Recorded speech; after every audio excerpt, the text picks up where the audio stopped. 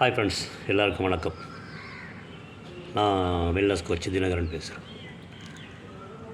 உலக சுகாதார மையத்தோட கருத்துப்படி என்ன சொல்கிறாங்கன்னா, ஜனங்களுக்கு வர ஹெல்த் இஷ்யூஸில் 70 to 80% ஹெல்த் இஷ்யூஸ் அவங்களுடைய தவறான உணவு பழக்கம், தவறான வாழ்க்கை முறை, இதில் தான் வருதுன்னு சொல்கிறாங்க. ஒரு 10லேருந்து 20% மட்டும்தான் அவங்களுடைய ஜீன்லேருந்து வருதுன்னு சொல்கிறாங்க. அந்த 80% பிரச்சனைக்கு காரணம் உள்ளே போய் பார்த்தோம்னா அதுக்கு ரெண்டு காரணம் தான். ஒன்று, இருக்க வேண்டிய வெயிட்டோட அதிகமாக இருக்கிறது, இல்லைனா இருக்க வேண்டிய வெயிட்டோட கம்மியாக இருக்கிறது. அதாவது எக்ஸஸ் வெயிட் இல்லை அண்டர் வெயிட். எக்ஸஸ் வெயிட் இருந்தால் நமக்கு என்ன நடக்கும்னா ஒபிசிட்டி. உங்களுக்கே தெரியும், obesity is the mother of all diseases. நம்மளோட வயிறு தான் நம்முடைய செகண்ட் பிரெயின். இந்த செகண்ட் பிரெயின் பர்ஃபெக்டாக இருந்ததுன்னா உடம்புல இருக்கிற எல்லாருக்கும் பக்காவாக இருக்கும். இந்த செகண்ட் பிரெயின் நமக்கு சரியாக இல்லை அப்படின்னா கண்டிப்பாக நம்மளால் ஆரோக்கியமாக இருக்கிறதுக்கு வாய்ப்பே கிடையாது. அதே மாதிரி அண்டர் வெயிட். எக்ஸஸ் வெயிட் எப்படி டேஞ்சர், அதை விட பல மடங்கு டேஞ்சர் அண்டர் வெயிட். ஏன்னா அண்டர் வெயிட்டில் இருக்கும்போது இருக்க வேண்டிய வெயிட்டோட கம்மியாக இருக்கும்பொழுது உடம்புல இம்யூனிட்டி சுத்தமாக இருக்காது. அப்போ இம்யூனிட்டி குறைய உடம்பு முடிஞ்ச வரைக்கும் ஒத்துழைக்கும். ஒரு ஸ்டேஜுக்கு அப்புறம் உடம்பு என்றைக்கு ஒத்துழைக்க மறுக்குதோ அப்போ உடம்புல ஏதாவது ஹெல்த் இஷ்யூ ஸ்டார்ட் ஆகிடும். ஒன்று ஸ்டார்ட் ஆச்சுன்னா போகிறோம், அதுக்கு வால் பிடிச்ச மாதிரி உடம்புல இருக்கிற ஏதோ வரிசையாக ஒன்று ஹெல்த் இஷ்யூ ஸ்டார்ட் ஆகிடும். ஸோ எப்படி ஒரு வீட்டுக்கு காம்பவுண்ட் வால் முக்கியம், அதே மாதிரி தான் உடம்புக்கு இம்யூனிட்டி முக்கியம். ஸோ அண்டர் வெயிட் இருக்கிறதும் பிரச்சனை தான், எக்ஸஸ் வெயிட் இருக்கிறதும் பிரச்சனை தான்.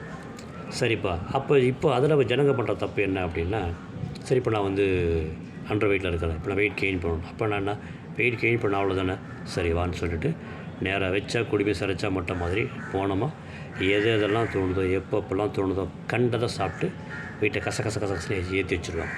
அது மிகப்பெரிய முட்டாள்தனம். ஏன்னா ரொம்ப கம்ஃபர்டபுளாக இருக்கும், ஈவன் காசு கூட கம்மியாக இருக்கும். ஆனால் என்றைக்காக இருந்தாலும் நமக்கு வேறு மாதிரி பிரச்சனை கொண்டு போய் நமக்கு விட்டுடும். ஸோ என்ன சாப்பிட்ணும், எப்போ சாப்பிட்ணும், எப்படி சாப்பிட்ணும், எவ்வளோ சாப்பிட்ணும், இதெல்லாம் தெரிஞ்சு அந்த உடம்புக்கு தகுந்த மாதிரி யாரோ ஒரு கோச் ஒரு கைடன்ஸ் ஒன்று வச்சுக்கிட்டு அதுக்கு தகுந்த மாதிரி சின்ன எக்ஸசைஸோடு சேர்த்து வெயிட்டு கெயின் பண்ணோம்னா உடம்பு பக்காவாக இருக்கும். நம்மளோட பிஎம்ஆர் எவ்வளோ, இதெல்லாம் விட ரொம்ப முக்கியம். அதுக்கு இதே மாதிரி தான் எக்ஸஸ் வெயிட்டில் இருக்கிறவங்களும் அவங்க என்ன பண்ணுவாங்கன்னா, ஓகே கரெக்டு தான், அவங்க சொல்கிற மாதிரி நான் வெயிட் அதிகமாக இருக்கிறேன், இப்போ நான் வெயிட்டை குறைக்கணும். அப்போ என்ன பண்ணுவாங்க, அவங்களுக்கு இது ரொம்ப கம்ஃபர்டபுளான வழி அதுதான் ஃபஸ்ட்டு சூஸ் பண்ணுவாங்க. ஏன்னா ரொம்ப கம்ஃபர்டபுளாக இருக்கும்ல. ஒரு உதாரணத்துக்கு காலைல பிரேக்ஃபாஸ்ட் ஸ்கிப் பண்ணுறது இருக்கிறதுல மிகப்பெரிய முட்டாள்தனம் எதுன்னா, அந்த காலைல பிரேக்ஃபாஸ்ட் ஸ்கிப் பண்ணுறது தான். நான் வெயிட் லாஸ் பண்ணணும்னு சொல்லிட்டு பிரேக்ஃபாஸ்ட் ஸ்கிப் பண்ணிவிடுவாங்க. அதுக்கப்புறமா என்ன பண்ணுவாங்கன்னா வெறும் தண்ணியாக குடிப்பாங்க. ஒரு சிலர் என்ன பண்ணுவாங்க, வெறும் பழமாக சாப்பிடுவாங்க. அது பேர் ரா டயட். ரான்னா அந்த பச்சை காய்கறி அப்படி கிடையாது, ராவா. இப்போ உதாரணத்துக்கு ஒயிட் ரைஸ்னால் ஒயிட் ரைஸ் சுத்தமாக நிறுத்த வேண்டியது, அது வெறும் சப்பாத்தியாக சாப்பிட வேண்டியது. இது இப்படி வேறு ஏதாவது ஒவ்வொருத்தருக்கும் அவங்களுக்கு எது கம்ஃபர்டபுளாக இருக்குமோ அதை ஃபாலோ பண்ணுவாங்க. இப்படி ஒரே ஒரு விஷயத்தை நான் அதை மட்டுமே எடுத்துக்கிட்டு இதெல்லாம் நிறுத்திட்டேன் அப்படின்னா என் உடம்புல இருக்கிற நம்ம உடம்புல தலைமுடியிலேருந்து கால் நகம் வரைக்கும் எல்லா செல்களுக்கும் அந்த ஒரே ஒரு விதமான நியூட்ரிஷன் மட்டும் தேவைப்படும். கண்ணுக்கு ஒன்று தேவைப்படும், தலைமுடிக்கு ஒன்று தேவைப்படும், பல்லுக்கு ஒன்று தேவைப்படும். இப்படி நிறைய விஷயங்கள் இருக்குது இல்லையா? அப்போ நான் என்ன பண்ணணும், பேலன்ஸ் பண்ணி எடுத்துக்கணும். என் உடம்புக்கு என்னென்ன தேவையோ அதுக்கு தகுந்த மாதிரி பேலன்ஸ் பண்ணி எடுத்துக்கணும். இதில் எதெல்லாம் அதிகமாக இருக்கும், என் உடம்புல தேவையோட எதெல்லாம் அதிகமாக இருக்கும், அதை எப்படி கம்மி பண்ணுறது தெரிஞ்சுக்கணும், அதை கம்மி பண்ணணும். அதே நேரத்தில் என் உடம்புல இருக்கிற மற்ற உறுப்புகளுக்கு எந்த ஒரு சேதாரம் வரக்கூடாது. அந்த மாதிரி நான் டயட் பிளான் வச்சுக்கிட்டு ஒரு கோச்சோட கைடன்ஸ் வச்சுக்கிட்டு நான் வெயிட் லாஸ் பண்ணுறது புத்திசாலித்தனம். அதை விட்டுட்டு ஏற்கனவே சொன்ன மாதிரி ஏதாவது ஒன்று ஃபாலோ பண்ணுறது, இல்லை மொத்தமாக நிறுத்திடுறது, இல்லை மொத்தமாக ஒரே விஷயம் சாப்பிட்றது ஃபாலோ பண்ணோம்னா அந்த மேபி வெயிட்டு கூட கொஞ்சம் குறையலாம். இவனோட ஃப்ரெண்டோட ஒருத்தவங்க இருக்கிறாங்க, நிறைய நல்லா படித்தவங்க, ஒரு வக்கீல். அவங்களுக்கு மேரேஜுக்கு முன்னாடி கிட்டத்தட்ட 32 கிலோ வெயிட் லாஸ் அவங்களா பண்ணாங்க. எப்படின்னா ராவா, இப்போ நான் சொன்னேன், அவங்களுக்கு என்ன தோணுது அதை வச்சுக்கிட்டு பண்ணி 32 வெயிட் குறைச்சிட்டாங்க. ஆனால் அதனுடைய விளைவு என்ன ஆகி போச்சு அப்படின்னா, ட்ரிபிள் டிஜிட் இருந்த வெயிட் டபுள் டிஜிட் வந்துடுச்சு. கல்யாணத்துக்கு அப்புறம் கன்சீவ் ஆனாங்க. ஆனால் அந்த குழந்தைக்கு அவங்க செலவு பண்ணாங்க பாருங்கள்.